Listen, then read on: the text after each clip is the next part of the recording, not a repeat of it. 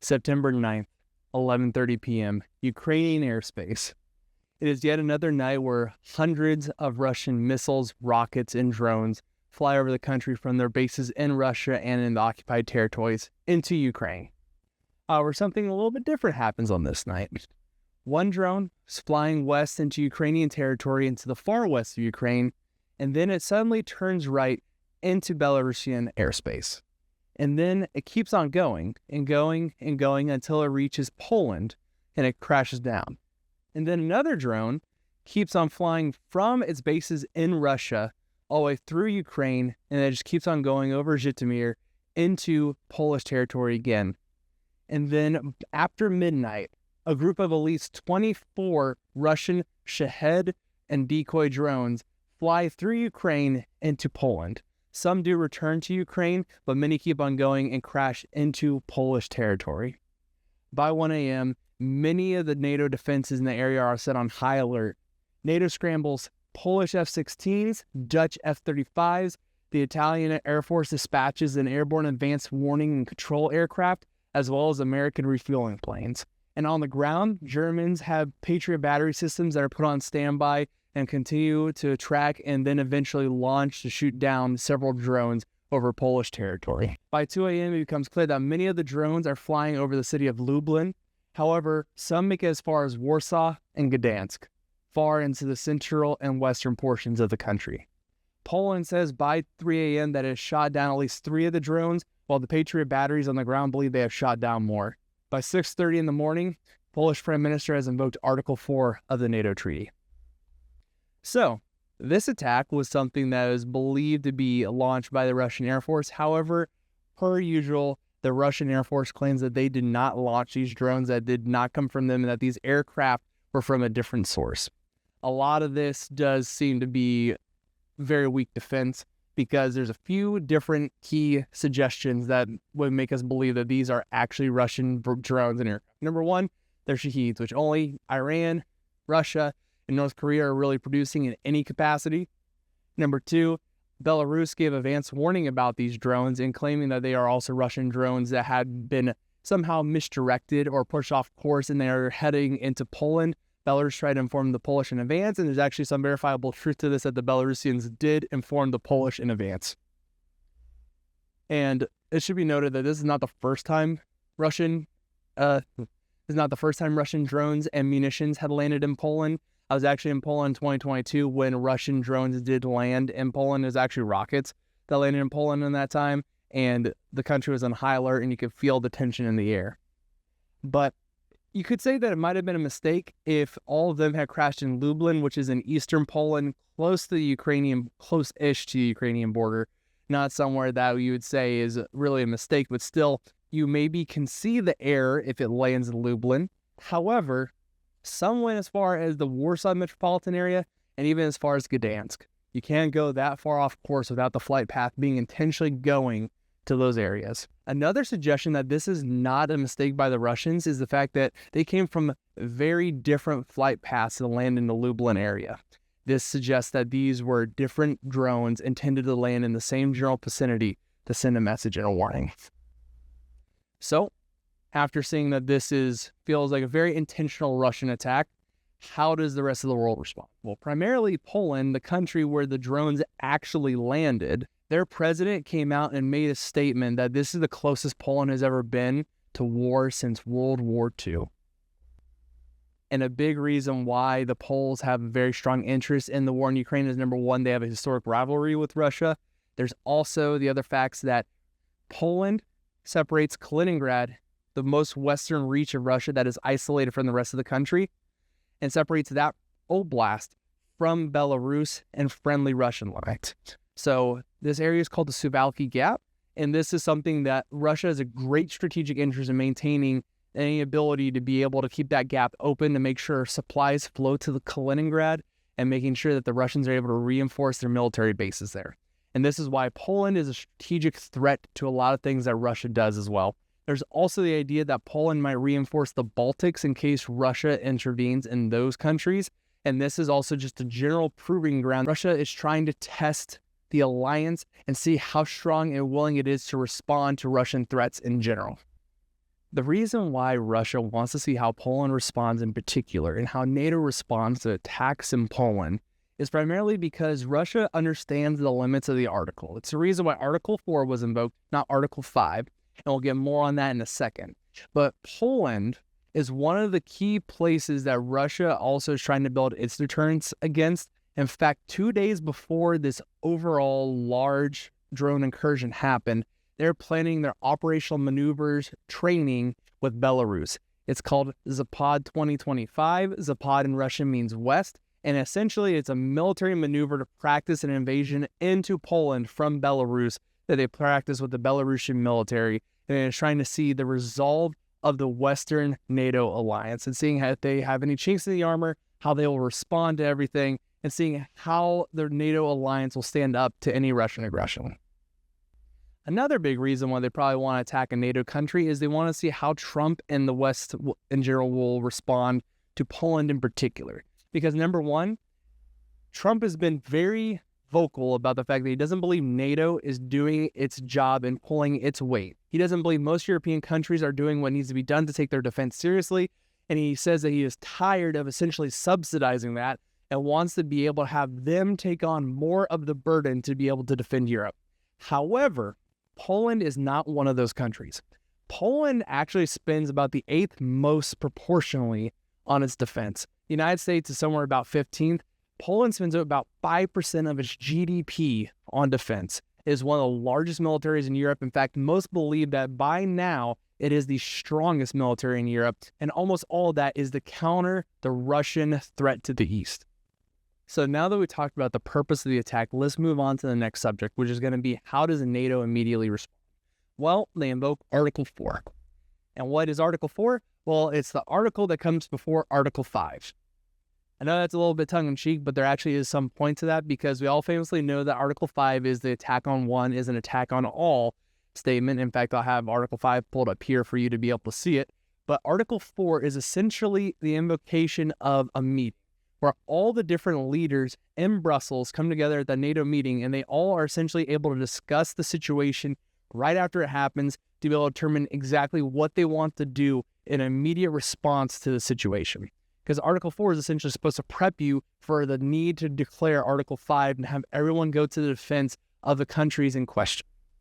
So on September 10th, after the night of the attacks, that afternoon, Mark Rutte met with the Allied Supreme NATO Commander, Marcus Grinkowicz, and they both decided how they were going to attack the situation in eastern Poland to make sure that this does not happen again, and they're able to posture and show Russia that the alliance is still strong and is able to respond. So after having a several-hour meeting with the North Atlantic Council, Rutte was able to say that they satisfied the invocation of Article 4 and making sure that the defenses of Eastern Europe, those particularly in NATO, is able to be satisfied. They're able to come up with a conclusion that helps give everyone the necessary resources and the ability to be able to coordinate the proper response to counter Russia's. And one of the things that they actually made sure to make clear that they believe that this does not constitute an action that could trigger Article 5, because number one, this did not look like a direct, immediate attack on the Polish citizenry or the military or the economy of the country. The drones went into very unpopulated areas. There was no one that was intentionally killed by the drones, and that the flight paths actually didn't suggest that they were going to anything important. This meant that they are not directly attacked, and they do not believe that Article 5 could be triggered by these Russian attacks. Instead, they just wanted to be able to set positions in Romania, Poland, and the Baltics, and build a stronger defense for NATO to be able to counteract these drones in case they enter NATO territory from Ukraine or Belarus. So after the September 10th meeting, they decided that they were going to be able to build a plan and they were going to announce it in a few days. And during that time, we see how the Western world really responds to this situation.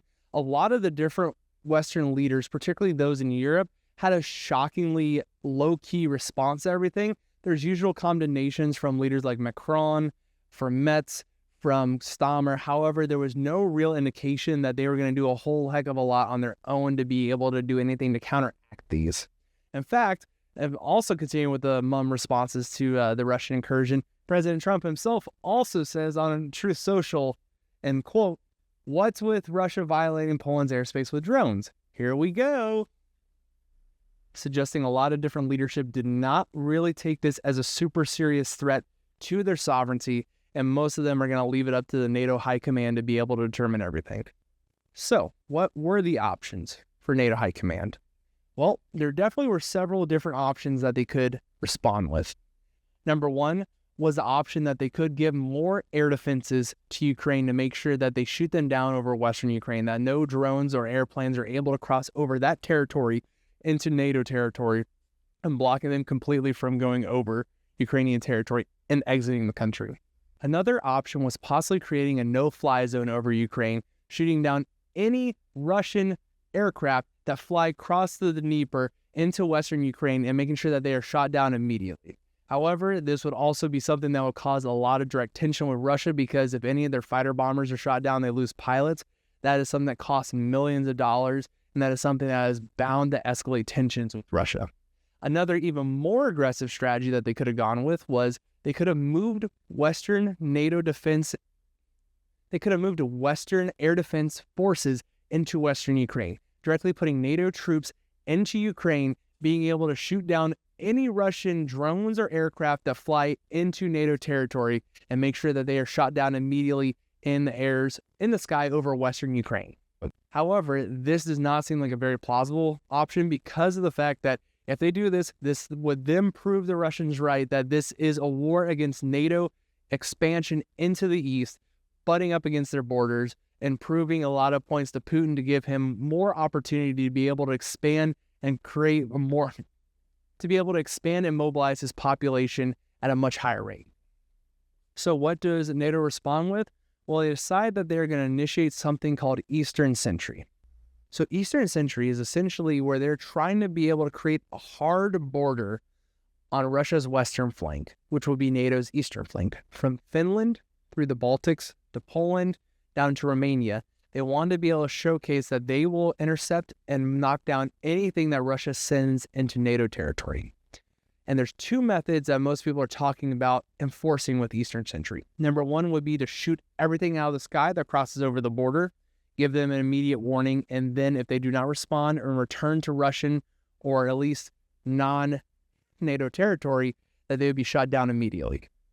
The other option is intercept and try to redirect. That's where jet fighters move into the vicinity and try to force the drones or the different aircraft that Russia is sending over to go back and return to base or be shot down immediately or redirected by the aircraft.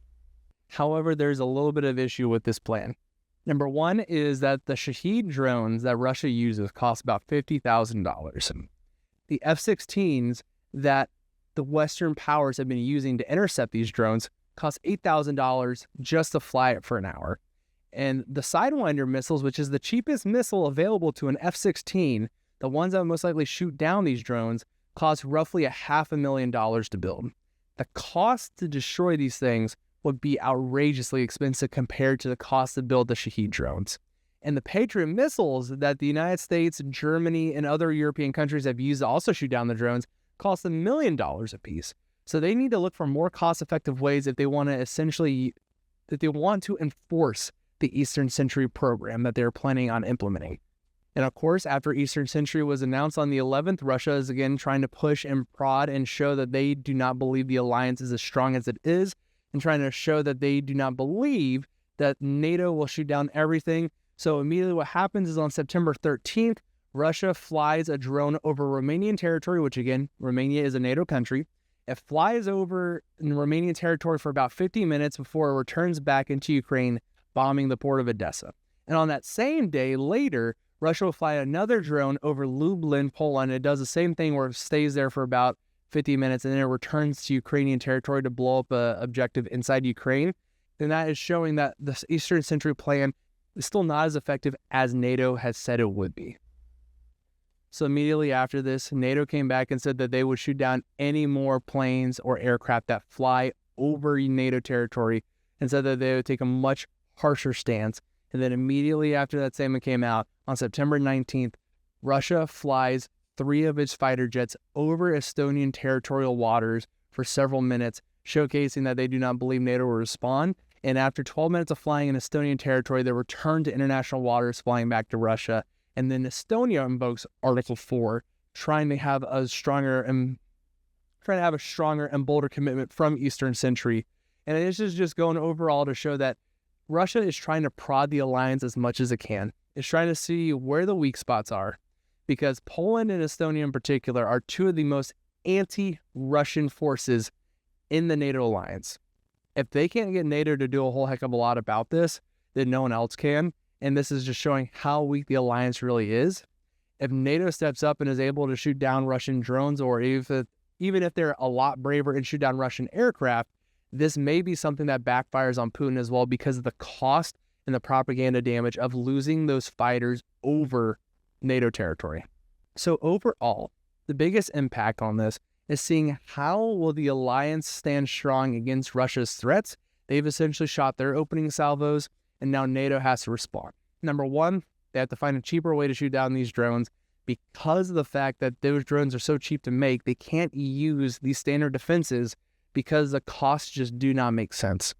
Number two, they're also trying to prove that the alliance has the ability for a military response to something from Russia. Because Russia is trying to see if they're able to get their paramilitary little green men that took over Crimea in 2014 do the same thing in Latvia or in Moldova, because Latvia has a strong pro-Russian population of ethnic Russians inside the country, and Moldova is dealing with a breakaway region called Transnistria, and the local call it Pridnestrova. It is a small region of eastern Moldova that is actually occupied by Russian troops currently. It still believes that communism is the only way. It's actually still considers itself part of the Soviet Union, even though that broke up 30 years ago. They still show that they are loyal to Russia, and Russia may be trying to utilize these little enclaves as a way to be able to expand their influence throughout Europe and try to find better and easier ways to be able to outflank NATO and destroy the alliance. On the other side, NATO has to show that they have the ability to be able to counter Russia and give confidence that the alliance is still worth it. And I don't see where NATO has done a lot to prove that yet, but we still have a lot of time. And the NATO alliance is moving a lot of different material into Eastern Europe. They're mainly rotating forces out of the Middle East and trying to move them back into the eastern flank, showcasing that they are very serious about this. And something that should be mentioned is these defenses that they're moving to the eastern flank were not earmarked for Ukraine. So it's not affecting Ukrainian aid, but this is something the alliance has to be able to address if they want any serious chance of people taking NATO seriously. So overall, it's a basically cat and mouse game of, will they shoot down Russian aircraft that cross into their space in the future, or will they continue to show that Russia has the ability to bend the alliance to its will and expand and fight the wars that it wants to fight? And that is what I leave you with. I'll be able to give you more of an update on this information as it comes out. And I want to know what you also think. I also want to know what you think. How do you think NATO will respond? Do you think Russia will probe deeper into NATO? Do you think Russia has the right to probe deeper into NATO? Tell me what you think, how you think that this will play out overall, if Eastern Century will work, and if we'll have a change in the landscape of geopolitics in Eastern Europe. But that is all for today. Until next time, bye for now.